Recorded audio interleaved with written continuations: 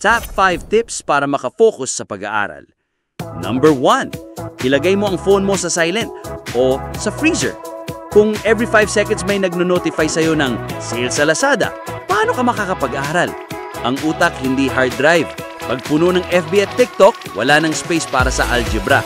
Kung kailangan, itago ang phone sa loob ng medyas. Effective yun, promise. Number 2.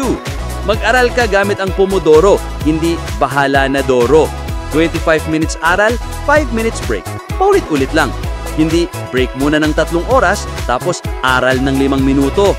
Tandaan, hindi pwedeng aral ang pahinga at ML ang full-time. Number 3. Gumawa ka ng schedule at sundin ito kahit walang nakabantay. Hindi schedule na pang-display sa planner mo na puro aesthetic.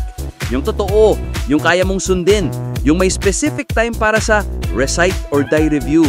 Mas okay ng tamad sa drawing kesa masipag sa excuses. Number 4. Umiwas ka sa mga tropang may energy pero walang notes. Kung sama mo puro bahala na sa quiz, edi kayong collective failure. Gusto mong pumasa? Humanap ka ng tropa na may highlighter, note cards, at kopya ng reviewer ni classmate. Remember, influence is real. Huwag kang maimpluwensya ng katamaran. Number 5. Mag-aral hindi lang para pumasa, kundi para hindi mapahiya. Pag ikaw na ang nagtuturo sa anak mo. Totoo to, lahat ng tinatamad mag-aral ngayon, baka balang araw magtutulak ng calculator na walang battery sa anak nila. Mag-ipon ka ng talino ngayon para hindi ka nag-google ng ano ang photosynthesis pag may homework ang anak mo in 2040. Bonus tip, labanan mo ang sarili mong kalokohan kasi minsan, ikaw din ang dahilan ng laglag grades mo. Hindi prof, hindi syllabus, hindi si Lord.